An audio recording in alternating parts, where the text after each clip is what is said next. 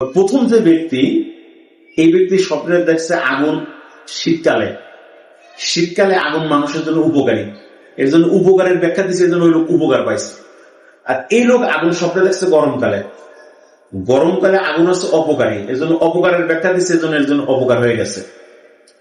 এই জন্য স্বপ্নের বিধান হইল কাউকে না বলা, বললে সেটা ঘটে যাবে। আমি কই দেখেন কোরআনের উদাহরণ, কোরআনের উদাহরণ আছে। কোরআনে আছে যে হযরত ইউসুফ আলাইহিস সালামের কাছে দুই ব্যক্তি আসছে, আসে বলতেছে হুজুর আমরা দুইজনে দুটো স্বপ্ন দেখছি, এর একটু ব্যাখ্যা দেন। কি স্বপ্ন দেখছো? একজনে বললো যে আমি স্বপ্নে দেখছি যে আমি আঙ্গুর চিবাইয়া রস বার করে রাজারে খাওয়াচ্ছি। আর একজন কয়ে হুজুর আমি স্বপ্নে দেখছি আমি একটা রুটির ঝুড়ি মাথায় নিয়ে হাঁটতেছি, এই ঝুড়ির থেকে কাক চিল আমার রুটি টুকাই টুকাই খাচ্ছে। এই দুইটা স্বপ্নে আমি দেখছি, এর ব্যাখ্যা কি? ইউসুফ আলাইহিস সালাম কারোর দিকে মেনশন করে নাই, বললো যে একজন তার পূর্বের চাকরি সে ফিরে পাবা, পূর্বে সে যে চাকরি করতো সেই চাকরিটা একজনে ফিরে পাবা। আর একজনকে শুলে চড়ানো হবে, শুলে চড়ায় তাকে ময়দানের মধ্যে এইভাবে শুলে চড়ায় তাকে রেখে দেওয়া হবে। তার মাথার মগজ চিলে কাউয়ায় শকুনে টুকায় টুকায় তার মাথার মগজ খাবে।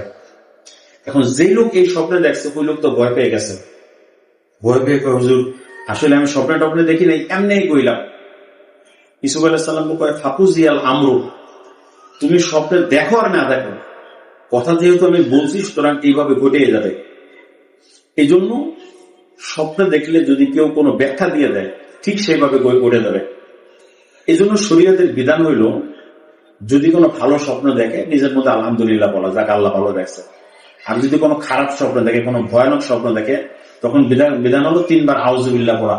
আউযুবিল্লাহি মিনাশ শাইতানির রাজিম, আউযুবিল্লাহি মিনাশ শাইতানির রাজিম, আউযুবিল্লাহি মিনাশ শাইতানির রাজিম 3 বার পড়ে বাম দিকে থুতু ফেলাইয়া যেই কাটে ঘুমানো ছিল তার উল্টো দিকে ঘুমাবে। ডান দিকে কাট থাকলে বাম দিকে ঘুমাবে, বাম দিকে কাট থাকলে ডান দিকে ঘুমাবে, অথবা চিত থাকলে কাট হয়ে ঘুমাবে, কাট থাকলে চিত হয়ে ঘুমাবে। এইভাবে কোরট পাল্টাই ঘুমাবে এবং এই স্বপ্নের কথা আর কাউকে বলবে না।